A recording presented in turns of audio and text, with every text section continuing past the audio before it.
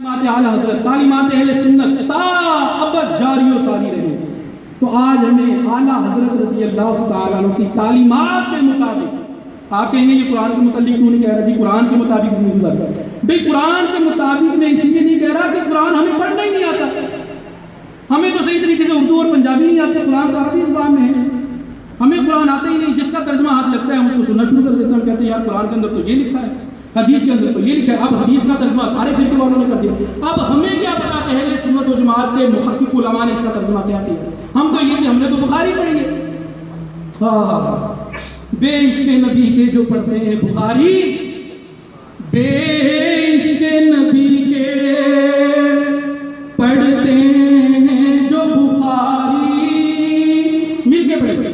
بے عشق نبی کے پڑھتے ہیں جو بخاری، آتا ہے بخاروں کو بخاری نہیں آتی، آتا ہے بخاروں کو واللہ بخاری نہیں آتی.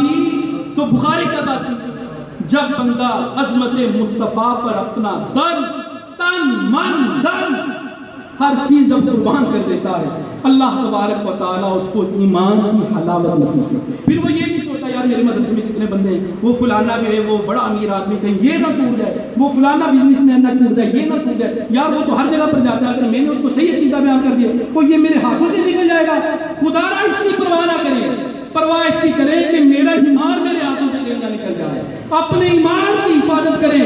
جب تحفظ ایمان کے اوپر ہمارا یہ عقیدہ ہو جائے گا انشاءاللہ اللہ اس میں ایسی برکت عطا فرمائے گا. ہمارے اہل محلہ کی، ہمارے اہل علاقہ کی، ہمارے اہل جو ہے وہ اہل بیت کی، ساری نسلوں کی اللہ تبارک و تعالیٰ عقیدے کے حوالے سے جو ہے وہ معاملت فرمائے گا. جب وہ معاملت فرمائے گا تو انشاءاللہ یہ پھر یہ اعلیٰ حضرت رضی اللہ تعالیٰ کا یہ گلستان کے پھولوں کی جو مہک ہے انشاءاللہ تا قیامت میں جانا ہے. تعلیمات اعلیٰ حضرت سیکھیے. کیوں؟ اس لیے کہ احمد رضا کا تازہ گلستان ہے آج بھی. اعلیٰ حضرت تو میرا ہر کوئی جانتا نہیں شاید اس لیے پڑھ نہیں رہے. ساتھ ملے تو صحیح سرکار سارے مل کے پڑھیں. یہ حافظ صاحب کو تو یہ تقریباً آتی ہوگی، علماء کرام بھی ماشاءاللہ سارے مل کے پڑھیں. احمد رضا کا تازہ گلستان ہے آج بھی، احمد رضا کا تازہ گلستان ہے آج بھی، احمد رضا کا تازہ گلستان ہے آج بھی. خورشید علم ان کا درخشاں ہے آج بھی، خورشید علم ان کا درخشاں ہے آج بھی. تو اعلیٰ حضرت رضی اللہ تعالیٰ کی تعلیمات کو اس حوالے سے دو کتابوں کا مطالعہ کر لے. دودھ کا دودھ پانی کا پانی، جس کی طرف میرے پیر و مرشد حضرت علامہ مولانا محمد الیاس ستار قادری دامت برکاتہ اللہ بڑی توجہ فرمائی، بڑی تلقین فرماتے ہیں کہ خدا را تمہید الایمان کا مطالعہ. ہمارے حافظ صاحب کے مکتبے میں یہ کتاب عموماً ویسے ہوتی ہے، اگر نہیں تو یہ منگوائیں انشاءاللہ فری تقسیم کرائیں، پہلے بھی کروا چکے. تمہید الایمان اعلیٰ حضرت رضی اللہ تعالیٰ فرمایا اس کا مطالعہ. حسام الحرمین فرمایا اس کا مطالعہ کرو. کوئی بھی مائی کا لال انشاءاللہ عقیدے کے حوالے سے تمہیں کس سے مس نہیں کر سکتا.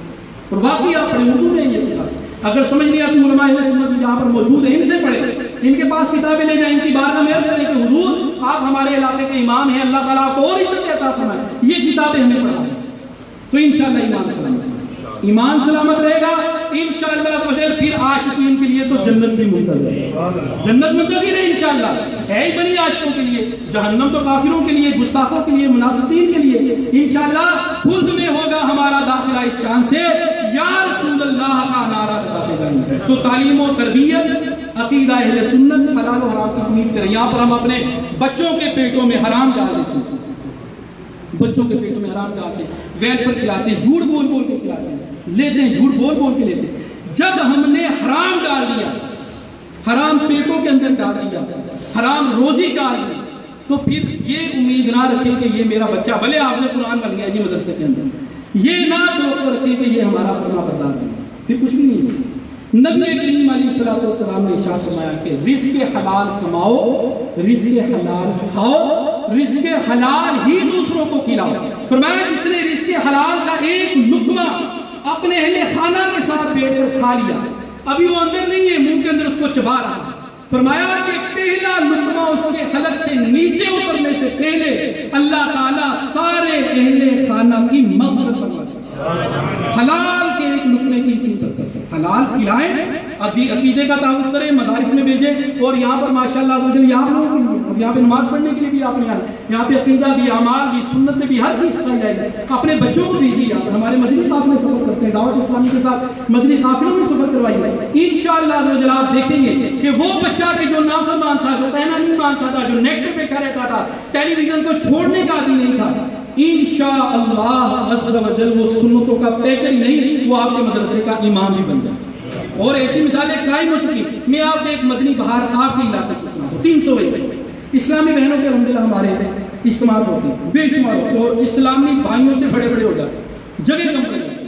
300 کے علاقے کی ایک اسلامی بہن کا بیان ہے، آپ فرماتی ہیں، وہ کہتی ہے کہ میرے گھر والوں، میرے بچوں کی امی کو انہوں نے یہ کہا کہ میرے بچے کہنا نہیں مانتے، کوئی کام نہیں کرتے، نہ نماز پڑھتے، میں کہتی ہوں مدرسے میں جاؤ، یہ مدرسے میں کیا کرو، بڑی پریشانی۔ انہوں نے کوئی تعویذ یہ کیا، دم درود کر دیا، کوئی نماز کے متعلق کہہ دیا، ٹھیک ہے یہ کر لو گے، لیکن وہ بچے راہ راست پہ نہیں آئے۔